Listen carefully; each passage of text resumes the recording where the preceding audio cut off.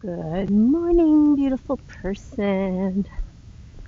Greetings from sunny, icy Winnipeg. You may see me doing some maneuvers, and it's all good. But the sun is amazing. I'm going to hold it up so I can actually see where I'm going.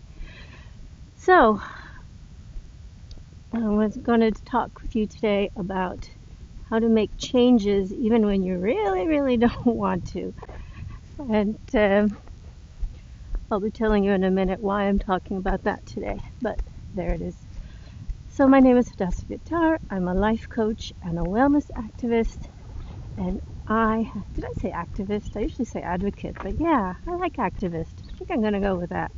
And I help beautiful people like you achieve well-being. And why do I do that? So my mother passed away at the age of 69 from complications of diabetes, and she never got to see my kids grow up. And it wasn't because she didn't know how to take care of herself. Of course she did. But she just had other priorities and really didn't address all the things that she needed to address until it was too late. So I don't want that to happen to me, and I don't want that to happen to you. And that's why I'm here pretty much every day, except 7 this year, and a bunch of them are coming up in the next few weeks. It's Passover and so on. But anyway, that's why I'm here whenever I can, talking to you about health, about well-being, about mindset, about all of these things. So, why am I talking today about making change when you really don't want to? It's not that most of us really ever want to make change. Change is hard. Change makes us uncomfortable. Change is scary. I'm sure you've thought all of these things at some point or another. I know I have. But sometimes change is necessary. And so I've been working with my amazing holistic nutritionist for probably about 3 years now. Oh my goodness, it's been a long time. And she's done amazing things for me. She's really helped me settle down my autoimmune issues, my digestive issues. It's been great. But one thing that happened over the pandemic is that I suddenly put on a whack of weight. If I look back at pictures from even just a couple of years ago, when I was already working with her and doing great, I really need to do something about it. And so we've been working on that. And basically the conclusion is that the stuff that's been had worked so well for me even a couple of years ago is not working so well now.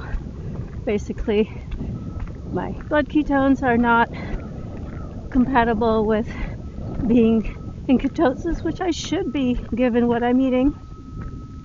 And the weight is just being stubborn.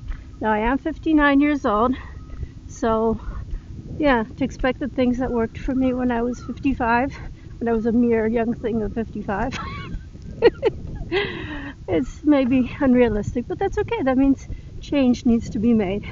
So yesterday she told me to do some things and to make some changes, which I'm not crazy about.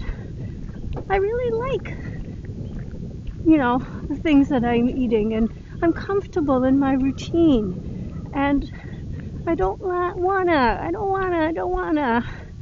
So I had myself a little preschool temper tantrum because I really don't wanna. But you know what? I have goals. And I talk to you every time that I do this. I start off by talking about what happened to my mother. And I am developing some physical characteristics that are like her before and during, but before the diabetes showed up for her.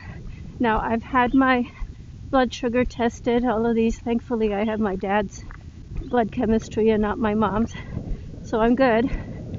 But I know that if I carry on in this way, weighing more than I ever had when I'm not pregnant, that this is not going to work well for me.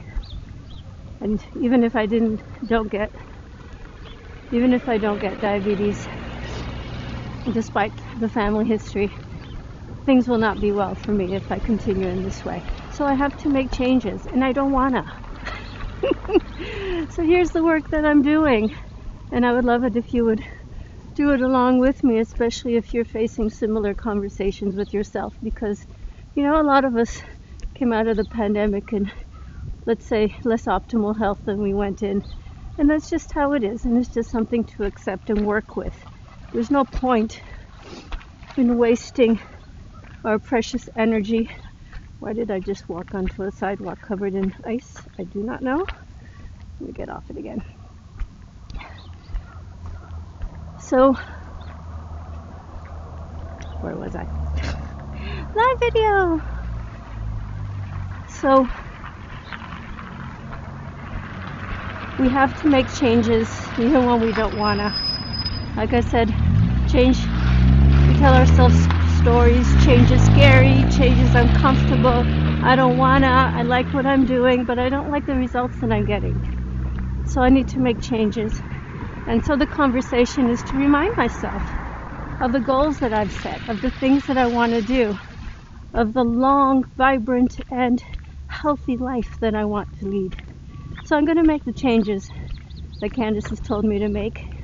And by the way, if you ever want to work with Candace, just talk to me. I will be thrilled to connect you with her. She is God's gift to the world.